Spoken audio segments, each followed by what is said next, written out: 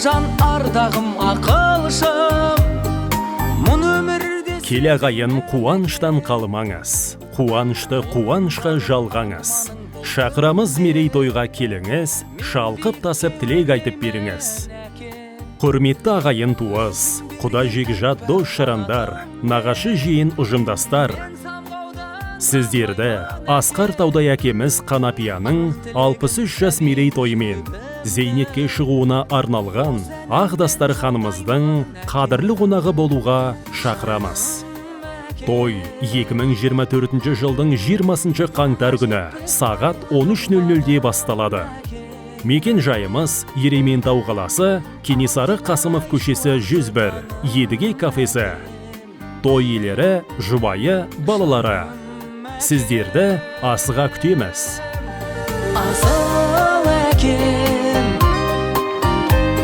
100-ге жетсін аман сау жасың әкем.